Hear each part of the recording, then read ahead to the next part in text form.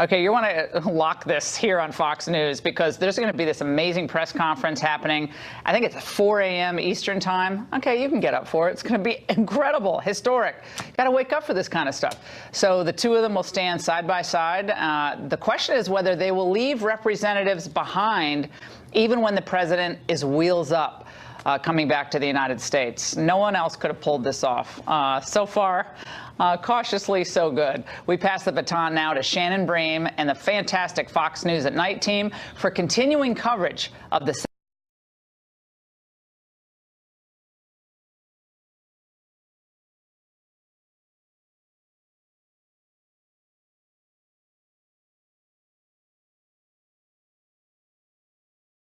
together alone with only their translators. Shortly after, they were each joined by their closest advisors to continue the conversation. On the American side, Secretary of State Mike Pompeo, Chief of Staff General John Kelly, and National Security Advisor John Bolton. We are told the North Korean leader will be joined by General Kim Yong-chol. You'll remember he recently visited the White House. He brought that letter as a prelude to this momentous occasion tonight. It's morning there.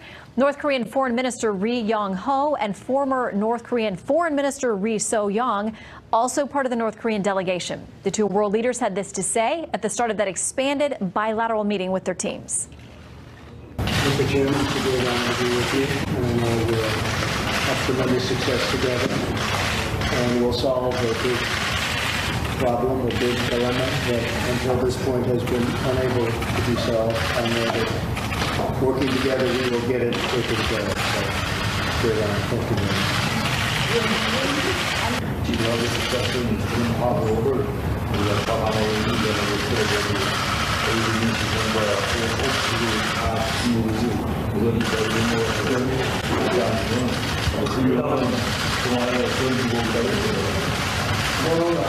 We successfully kicked off the path. We had a great accountability on our shoulders, and we overcame all kinds of skepticism and speculations about this summit.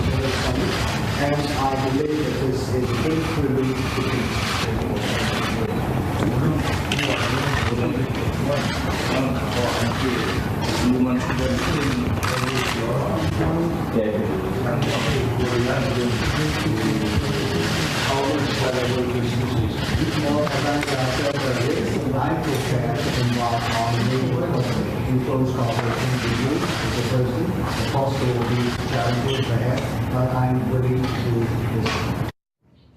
As you can see there, they both talked about the challenges ahead, but acted as if they are willing to try to meet in the middle, at least have a conversation. That in itself is historic. We're now awaiting images, possibly new comments from a working lunch between the president, Kim Jong-un, and we believe their teams of advisors. After the multiple meetings, President Trump will reportedly hold a press conference before flying back here to Washington. Fox News chief political anchor Brett Baer is on the scene in Singapore working around the clock. Brett, your impressions of what we've seen so far? You're there on the ground. Well, Shannon, it's historic, definitely. These images are quite something. If you just give it a perspective, 30,000 feet of just, let's say, 6 months ago, where the conventional wisdom was that the U.S.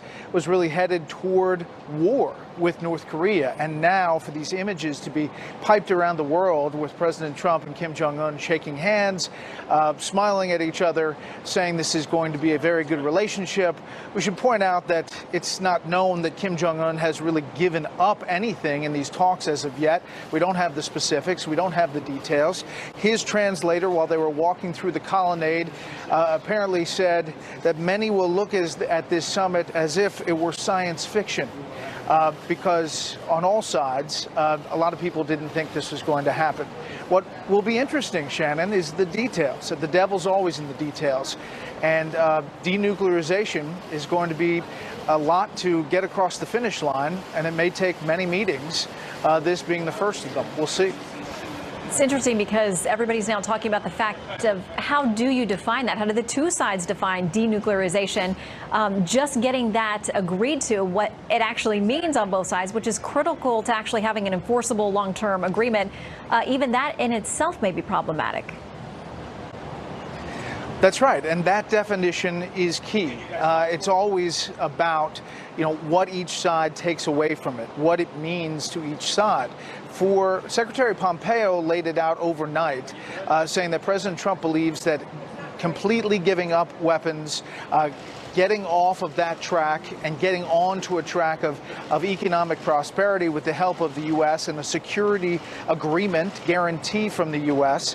is what they are going for, but that you need verification. He kept on saying the V word is the most important. And we've heard that in history before, Shannon, trust but verify. And I think that's what you're going to hear from this president, perhaps later on in that press conference. And interesting is they're now meeting with their teams after having their private time together. We know that Secretary Pompeo will now leave from whatever concludes in Singapore and will then visit the other key players here who are very much a part of this conversation: South Korea, Japan, and China. Essentially, it sounds like it'll be a debrief of what was and wasn't decided there in Singapore. But there is a lot to coordinate. This isn't just the U.S. and North Korea. There are folks in that region who it means day-to-day difference in their lives based on what ultimately happens. Sure. I mean, you have each individual nation in this region has their own issues as related to this relationship. China obviously doesn't want to see North Korea collapse and see refugees go across the border in any way, shape, or form. A war in this region would likely mean that. They also are neighbors. Japan has issues with hostages and remains in North Korea. They have obviously the nuclear threat that they've faced. They've had missiles go over their island of Japan. And South Korea is dealing with the questions of whether to reunify and what that means, what that looks like. So Secretary Pompeo is going to make the rounds in a shuttle diplomacy effort in this region to try to calm the nerves, I think, but perhaps set up other meetings that include multiple partners at the table. All right, Brett Baer, we don't know when you're sleeping, but we thank you for staying up late with us early over there. We'll see you for Special Report Tuesday night, 6 o'clock Eastern here in the U.S. as you continue your coverage. Thanks, Brett. All right, Jen. All right, joining me now for more analysis on this historic meeting, Republican Congressman Adam Kinzinger from Illinois, who sits on the House Foreign Affairs Committee, also a major in the Air National Guard. Great to have you with us tonight. Thanks. Good to be with you. Okay, so I want to play a little bit of something from Harry Kazanias. He is with the Center for National Interest, North Korea, his specialty area, about whether or not they're actually going to be willing to give up their nuclear program. Here's what he says. Nuclear weapons are essentially part of North Korea's DNA. Asking them to get rid of their nuclear weapons is the equivalent of having them asked to be cut off their arm or something like that. It's literally built into their constitution. And it really is their deterrent and protection for the regime. So how convinced are you that they will actually be willing to talk about giving them up? Well, I don't want to say I'm overly convinced, because I think we have to be very sober in this. This is absolutely historic, and had we been talking 6 months ago, I never would have expected to see this. But this is a very important moment, and we have to remember how we got here. The president put on some pretty intense sanctions against North Korea, isolating the regime, brought our allies and frankly their adversaries in as part of that, showed a credible military option, and I think was very ready to use it to prevent a nuclear North Korea. That compelled. At that point, Kim Jong-un was like, no, I'm going to get nuclear weapons. It is part of our constitution and our duty or whatever to self-protection. But it was at that moment when he saw the pressure coming in and a real military option and a president willing to use it, that I think it has compelled them to the table. Now, what's it going to look like? What is denuclearization going to look like? We have to see, but I've got to tell you, Kim Jong-un knows that the president has put a red line down, which basically says, and Pompeo has too, that says this needs to be in perpetuity and verifiable. And I think anything short of that, we're not going to have a deal. And you know, a number of your Democratic counterparts there in the House have been very critical. They say the president's performance at the G7 and the fact that he's not working with their allies, and they say being a little bit too friendly and kind to someone like Kim Jong-un, they've got concerns. Here's a statement. This is headed up by House Minority Leader Nancy Pelosi and some other top Democrats saying this. We are deeply concerned by the administration's sidelining of diplomacy and undermining of American leadership on the global stage. Later on, adding, most recently with his behavior at the G7 summit, the president alienated our closest friends at a time when the United States should be affirming the Western alliance as the cornerstone of global security. What do you make of that critique?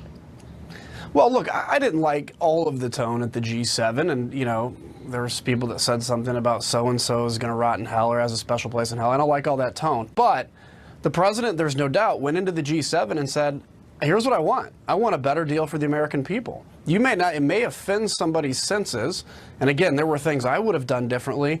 But taking that, I think that serious moment of saying, this is what I'm coming in for, and then going to Singapore with that, you know Kim Jong-un was watching. And he was watching that and saying, this is a president that's not going to flex on what he wants. Now, our alliance with Canada and Europe, that will last. That has lasted for hundreds of years. It'll last for hundreds of more years. But to be able to take that intense moment and say, I'm serious about what I'm doing, to this summit, they can handshake, they can smile and everything else. But if Kim Jong-un thought that he could say, how about denuclearization in 20 years, or how about maybe an 8-year deal like we had in Iran, I think any notion that he could do that was thrown out the window. Yeah, and that is not a deal this White House has said they would take. The president has repeatedly said he would walk away if that became the conversation. So we'll see. We should soon know within a couple of hours what happened in that meeting, at least the U.S. version of events. Congressman, thank you very much for your time tonight. Anytime. All right, the first meeting between President Trump and North Korean leader Kim Jong-un is underway. We are awaiting a working lunch with the two leaders and their teams. In the meantime, Kristen Fisher is joining us now with a closer look at the two leaders' comments for the cameras tonight. We have heard from them both. First, Kristen. Well, Shannon, remember, President Trump has said that he'll know within minutes if he'll be able to strike a deal with Kim Jong-un. And today, within minutes of meeting him, President Trump seemed optimistic about their prospects. I feel really great. We're going to have a great discussion, and I think tremendous success. It'll be tremendously successful. And it's my honor, and we will have a terrific relationship, I have no doubt. That was the moment, the first time a sitting U.S. president has ever met a leader of North Korea. Kim Jong-un then alluded to the decades of hostility between the two countries by saying through an interpreter that it was not easy to get here. 우리한테는 우리 발목. Work as filters on our own, and the old prejudices and practices worked as obstacles on our way forward, but we overcame all of them, and we are here to. Now, immediately after that first photo op, the two met one-on-one. The only people in the room were their two interpreters. That's unheard of for a meeting of this magnitude. Then, after about 45 minutes, they brought in the rest of their negotiating teams. For President Trump, that meant Secretary of State Mike Pompeo, his Chief of Staff John Kelly, and his National Security Advisor John Bolton, who's known for taking a particularly aggressive stance with North Korea. But back to that one-on-one, as soon as it was over, President Trump said that he'd had a very good meeting with Kim Jong-un. We will be successful. And I look forward to working on it with you. It will be done. Kind of hard to hear over the clicks of all those cameras, but he said we will be successful, and I will look forward to working on it with you. It will be done. Now, he didn't specify exactly what problem he was referring to. Obviously, one would assume that he meant the problem of North Korea's nuclear weapons. Denuclearization has, of course, been a deal breaker in previous negotiations, but at least this time, Kim Jong-un says that he's willing to listen. Watch this.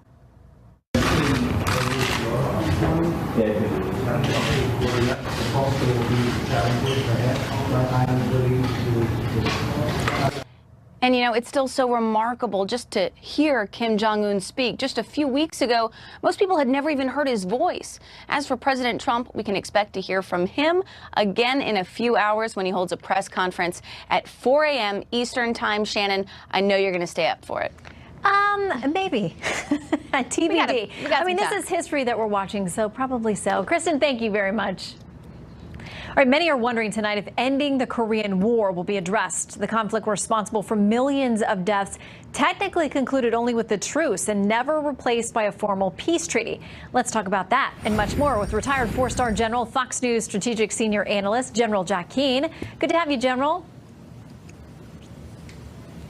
Yeah, good to see you, Shannon. Okay, so let's talk about what we've seen so far tonight. Just months ago, they were still over North Korea carrying out ballistic missile tests. Less than a year ago was their 6th nuclear test.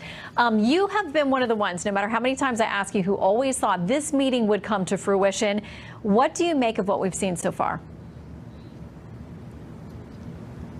Well, I think we're getting off on the right foot. First of all, It is Kim Jong-un who requested the one-on-one meeting, just with interpreters only. I think he really wanted to get a feel for the president and get himself comfortable. You know, saving face is a major issue in the Asian community. I don't think he wanted to show any discomfort in front of his own advisors, and that's why he wanted that one-on-one meeting. Not so much to accomplish major substantive issues, but just to get to know each other. What I think is happening here certainly is Kim Jong-un's advisors and Kim Jong-un himself has already told Secretary Pompeo that he's willing to denuclearize. But the proof of that, and I think that is why President Trump has shown some optimism about the summit that is now underway. But the real issue will be how do we tell if that is actually going to come to pass? Here's how. Because we'll get into a discussion. You have to identify and locate for us your nuclear arsenal. By that I mean they have about 10 to 20 weapons, we believe. We don't know where all of them are, so they have to identify and locate where those weapons are, where the fuel sites are for those weapons, where the research sites are, where the storage sites are. They've got about 70 to 80 ballistic missiles. We know where most of them are, but not where all of them are. They have to identify and locate that for us. That is when you start to see that possibility that this would be successful if they're willing to come forward with that information, which is, after all, their most secret and guarded information. Yeah, and what they feel guarantees the safety of the regime. So you got to imagine it's going to be a good deal for them. They're going to have to believe in order to cough up that information. I want to read you something from a Columbia University law professor who's been studying this idea of formally ending the Korean War. A piece in the LA Times, he says this: if you sign a peace treaty without denuclearization, you are giving de facto recognition to North Korea as a nuclear state. You are giving North Korea exactly what it wants and perpetuating the problem. But that, General, as you know, we've repeatedly discussed, is one of the main goals of these conversations. Yeah, no doubt about it. I think what could likely happen as a result of this summit is to begin the process that would lead to ending the Korean War and the armistice, which leads also to a peace treaty. So, in other words, we commit to the process. We don't commit to the end state. But absolutely, the intermediate objective that has to be achieved before any peace treaty is brought to the Senate for ratification is the denuclearization of North Korea. That is an absolute imperative. The Trump team is very cognizant of that fact. They will not trade away a peace treaty and ending the war prior to denuclearization. What they will do, though, is they'll commit to the process. The other thing they can commit to is commit to a process of normalization with North Korea, so we can exchange liaison offices, etc. And that's just a process. So there is a lot of things that can be accomplished at this summit that puts in motion what is the ultimate objective for the United States, which is denuclearization that's complete and also verifiable. And if they start to commit for identification and location, and then the next question I'm sure Secretary Pompeo put on the table is we need to verify it. We want U.S. inspectors involved. We're willing to have other independent inspectors. We're not going to turn this over to the IAEA as it's been done in the past because they have made false claims, and we're not going to go down that road. That is another shoe that has to drop if North Korea is clearly committed to denuclearization. Yeah, we know that they've had many other agreements and understandings in the past over numerous Democrat and Republican administrations, and they've often ended with a missile test or some other kind of test that North Korea had agreed they weren't going to do anymore. So we know that this is a very detailed, very tedious process. This administration, President Trump probably wanting a much more expedited timetable on this denuclearization than what Kim Jong-un would agree to. So we'll have to see how they hammer out those details. General Keane, thank you very much for your insights, sir. Always great to have you. All right, stay with us. Coming up in just a few minutes, we're going to head back to Singapore live, and we'll hear from President Trump as he and Kim Jong-un begin their working lunch. There will be an expanded list of advisors in that meeting, bringing in top State Department officials and Press Secretary Sarah Sanders. We're also getting a look at the menu in case you're curious. The president could speak anytime, so don't go anywhere. With the historic Trump-Kim summit underway in Singapore, shockwaves are still reverberating throughout the West after President Trump's defiant appearance over trade issues at the G7 Economic Summit in Canada. Chief White House correspondent John Roberts joins us live from Singapore with more on that part of the story. Good evening or good morning to you, John. Yeah, it's still morning here, I think, at least for another 40 minutes or so. An interesting little bit of color from the summit with President Trump and Kim Jong-un as they were walking together in the colonnade there at the Capella Resort. Kim Jong-un's translator was overheard translating something that Kim had said to President Trump. The translation came out. Many people in the world will think of this as some sort of fantasy from a science fiction movie. And when you look at where we were a year ago and even just a few months ago, it really would take some sort of leap of faith, and it could be a science fiction movie, to think that you went from where you were back when the president was calling him Little Rocket Man and Kim Jong-un was referring to the president as a mentally ill dotard, to where they are now sitting down side by side across the table from each other. I mean, it really is a tremendous advancement. Let's take a quick listen to what was said between the president and Kim Jong-un as they sat down together in that one-on-one bilateral meeting. Listen here. I feel really great. We're going to have a great discussion, and I think tremendous success. They'll be tremendously successful. And it's my honor, and we will have a terrific relationship, I have no doubt. Well, it was not easy to get here. 우리한테는 우리 발목을 잡는 그 과거가 있고 또 그릇된 풍경과 관행들이 우리 때로는 우리 눈과 귀를 가리우기도 했는데 우리 모든 것을 이겨내고 이 자리까지 왔습니다. The past worked as fetters on our limbs, and the old prejudices and practices worked as obstacles on our way forward, but we overcame all of them, and we are here today. There were indeed an awful lot of obstacles between the two countries. Kim Jong-un saying that they've overcome them, and there they are today, shaking hands and seeming to be at least cordial, if not outrightly friendly. I remember the president calling me when we were in Hanoi on the telephone last November saying, you know, all of the critics are saying that he's trying to start a nuclear war with all of the tough talk and all of the tough actions against North Korea. He told me, John, I'm not trying to start a nuclear war. I am trying to prevent one. And now they're taking a step further down that road. There are still some things that are unclear, such as what the definition of denuclearization is. Mike Pompeo, the Secretary of State, said that the U.S. and North Korea are closer together in their definition of that, though he wouldn't say what the definition is.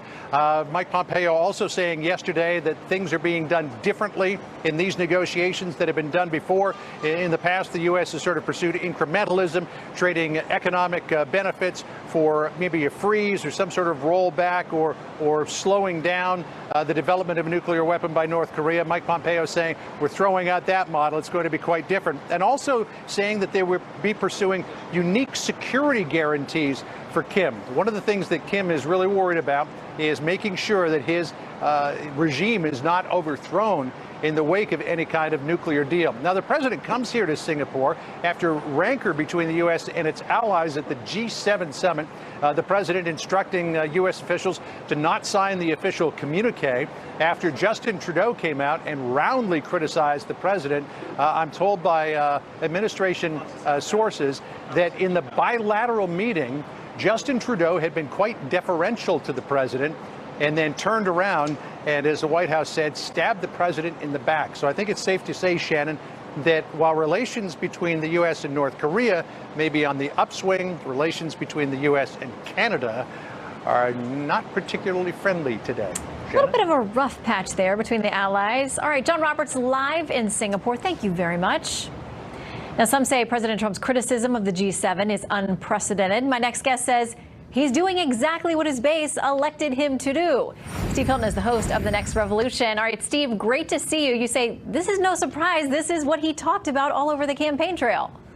Exactly, Shannon. And it's not just the importance of actually delivering the promises that he made politically. Perhaps even more important than that, this is the right thing to do in the interests of not just people in America, but across the world, because it's so refreshing to see the president go into these summits, which usually, you know, I used to work in government. I've seen how it's done. It's also bland. You know, the diplomats cook up the results, you know, months before. The politicians show up for a photo opportunity. They issue these bland communiques, and nothing really ever changes. And the policies just get rolled on year after year, decade after decade. And the result of those policies has been huge benefits to the elite, to the richest people in society, the people who run big businesses and so on. They've done really well. But working people, not just here in America, but across Europe and the Western world, have really lost out as incomes have gone down and jobs have gone away. That's been the result of all these summits. So it's really refreshing and good news to see the president want to change it. All right, so you know there's been criticism across the political spectrum. Let's start with this. Jeffrey Goldberg in The Atlantic says Donald Trump is pursuing policies that undermine the Western alliance, empower Russia and China, and demoralize freedom-seeking people around the world. The United States could be made weaker, perhaps permanently, by the implementation of the Trump doctrine. It's so ridiculous. By the way, that article, if people want to check it out, it is probably one of the most condescending and sneering beginnings to an article I've ever read, basically saying that President Trump is illiterate and can't think about anything, doesn't have a thought in his head. It is so typical of the snooty sneerers in the elite who just can't see anything good about what this president is doing because he's challenging their worldview. There's nothing wrong with that. That's what he was elected to do, and that's what needs to be done. These alliances are strong. These alliances are going to be there many, many years into the future. What he's trying to do is rebalance the relationship so it's not always America giving and everyone else taking. He's trying to get it on a more even playing field. Now, they're not used to having that from America, and so of course they throw their arms up in horror and don't like it. But it's the right thing to do, and it will get good results. I'm confident of that. Well, do you think all these critics who make these kinds of claims, you talk about the condescending tone of this particular article in The Atlantic, do you think they realize that they're pushing the buttons of his supporters and of his base and only moving him closer to a second term in 2020 when they go after him like this and with this language that he doesn't know what he's doing and he's ruining everything? It's exactly right, and it's all of a piece with the other things we see. The Robert De Niro remark at the Tony Awards the other night, it's exactly the same.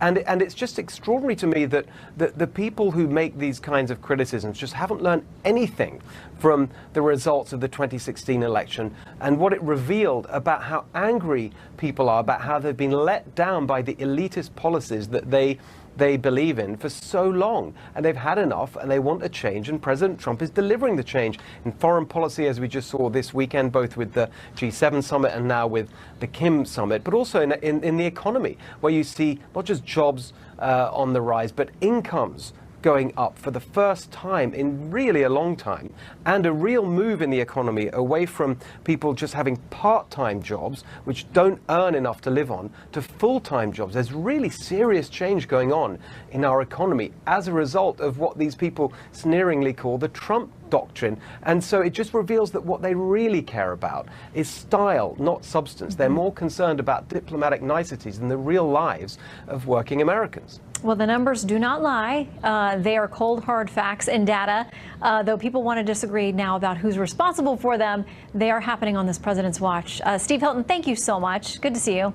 Great to be with you, Shannon. Thanks. All right, when we return, we're standing by for that working lunch between the two leaders. They could come out and appear at any time and speak. We're going to, by the way, share the menu with you. I hope they're hungry because there's a lot on that menu. The Hotel Capella is going to serve up some delectable delights. We'll be live from Singapore with Chris Wallace and much more. From Singapore, talks are now heading into a working lunch between President Trump and Kim Jong-un and their advisors. We hope to hear from the two leaders again shortly. The White House, by the way, is revealing the menu for the working lunch. Check it out. I hope they're hungry. A sampling, the starters, traditional prawns cocktail served with avocado salad, green mango caribou, not caribou like the animal, with honey lime dressing. This is caribou with a K, not C.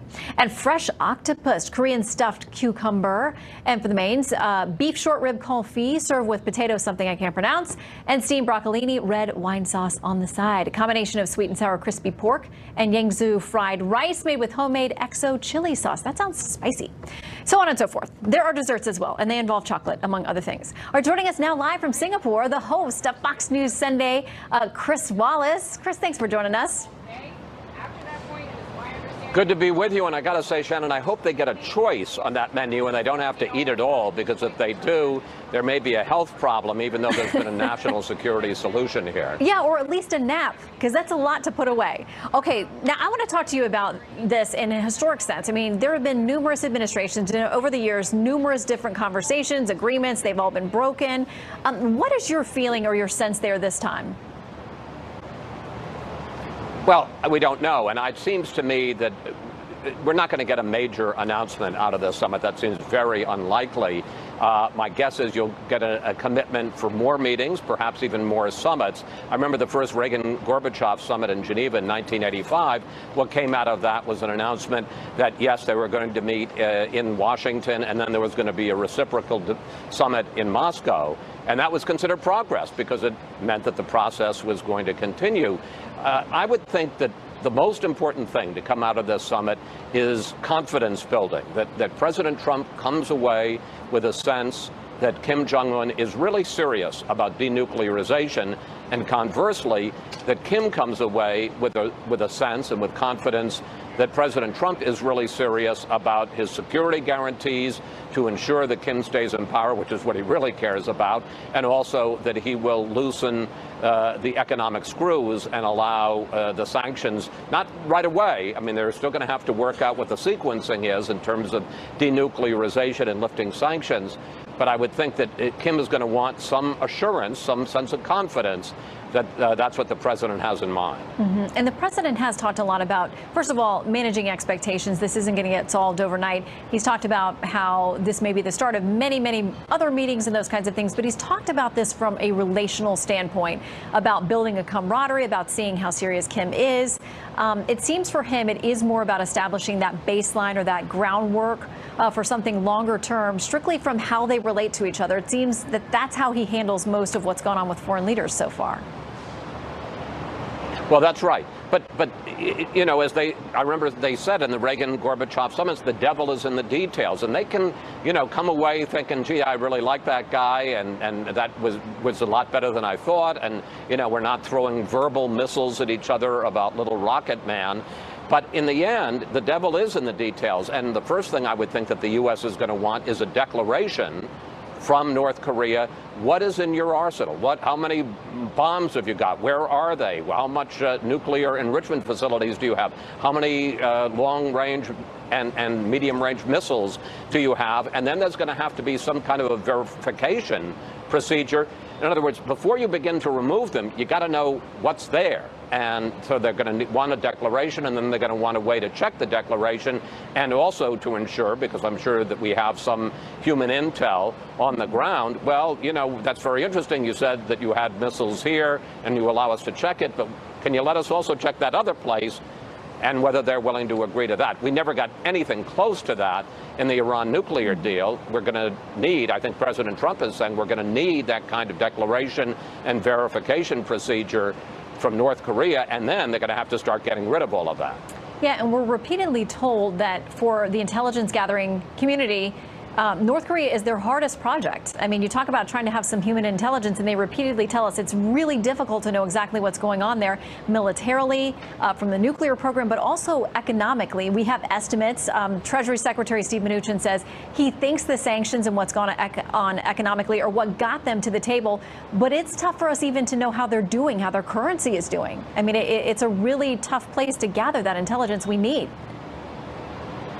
No, that's you know, it's called the Hermit Kingdom for a reason, which is that it is so isolated from the world, and we apparently have had a very limited access, obviously both in terms of access to the top leadership, especially Chairman Kim, and then also to the real situation on the ground. We do know this. We know that the country is a mess. We know that the economy is in tatters. And interestingly enough, there seems to be a sense, look, this isn't a democracy. It's not like Kim is running for election, but that one of the reasons that Kim is here is because the president's maximum pressure campaign, the tightening of the screws, getting allies like China to really dial back in terms of trade with North Korea was having an impact, and it was being felt by the man on the street. And as I say, even though it's not a democracy, Kim may have felt some pressure that he had to improve the situation on the ground in North Korea. if he was going to survive. So that's certainly, as I say, there's going to be confidence building both ways. Interestingly enough, on Fox News Sunday, I talked with former Governor Bill Richardson, who's been on, I think it's 8 diplomatic missions to North Korea, Shannon, and he said, you know, this talk about a McDonald's on every corner, that the North Koreans may see that more as a threat than an offer, because yes, they definitely want the sanctions lifted, and they certainly want to be able to do business with countries like South Korea and China, but the idea of a big westernization the Kim regime may see as a threat because of the concern that you get a bunch of people over there who have crazy ideas about things like democracy, and that could, and if they start talking to North Koreans and putting that in their mind, that could be dangerous to the survival of the Kim regime. And let's remember, that's the bottom line here for Kim. He wants to stay in power.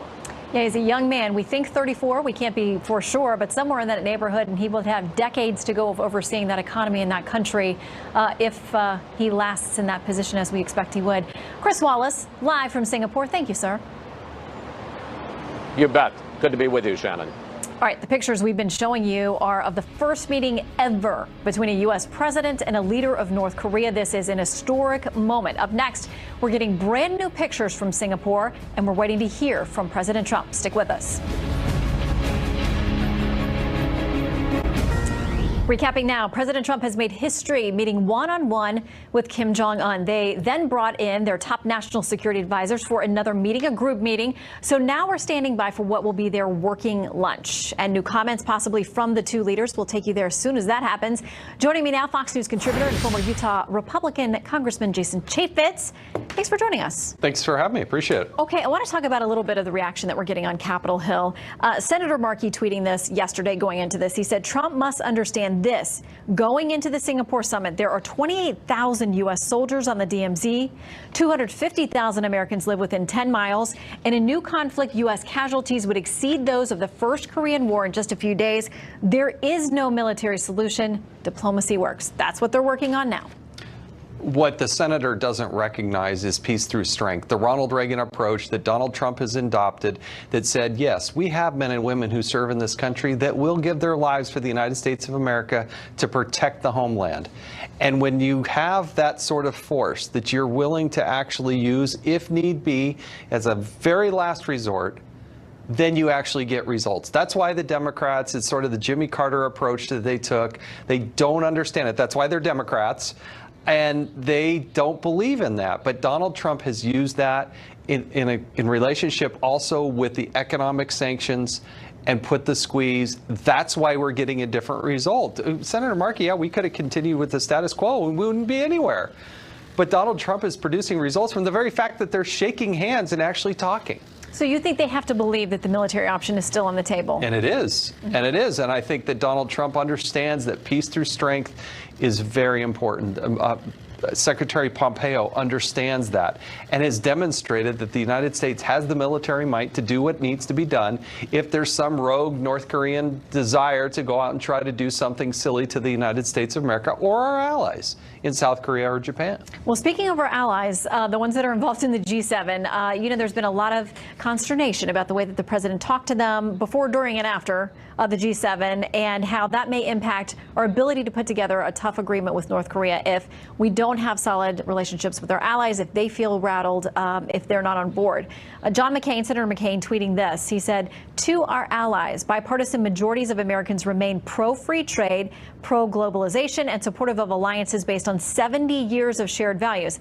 Americans stand with you even if our president doesn't. That's coming from someone from the president's own party. Well, that's why Senator McCain lost his presidential election, and the American people rejected his approach in how to actually do this forward, and why American people looked at Donald Trump and said, we can perpetuate the status quo and we'll get the same pathetic results, or we can have a disruptive president. And that's why the country, 30 out of the 50 states, voted for Donald Trump and put him in a position not to perpetuate the status quo, to say, you know what, America is first. And in order to make America great again, we're going to make sure that we have reciprocal, even, fair trade deals. And I'm proud of the president to actually go in there and not do the politically convenient thing that's been done for decades in Washington, D.C. and say, no, it's going to be fair and equal, or we're not going to do it. and good for the president. Yeah, and that's what he promised to do during the campaign. And the millions of people who voted for him voted for this. A man who's not negotiating like a politician, but like a businessman and somebody who's used to being a tough negotiator and doing these kinds of deals. So most of them, I would imagine, who voted for him are not surprised by these developments, and they're supportive of them. Will you stick around and come back for our extended coverage in the next hour? As long as there's some pizza, I'll do pretty much anything, yeah. Pizza is coming up just for you. Had to get you on air to commit to that. Tell us what you want, and we'll make sure it happens. I'm easy. I think we have some in the back. All right, thanks. Stick around. All right, more on the historic summit coming up. After this summit and a fiery G7 summit, the president's critics are accusing him of going it alone and not having a strategy. But what is his strategy? Is it working? We'll debate next. Pictures in Singapore as the lunch is breaking up. It was short and sweet. We'll bring you more as soon as we have it, because what we're looking at there is the second meeting these two have had. So let's talk about it with our panel, Philippe Reines and Charlie Hurd. Great to see you, gentlemen. Great to see you. All right, we just got a little snippet there, but what happened first, of course, is these two made history. They met alone with only their translators. What we saw there was a quick clip of them breaking up with their teams now that have come to the table. And now more continues over that lunch that we described that, you know, let's hope everybody's hungry because there was a lot there.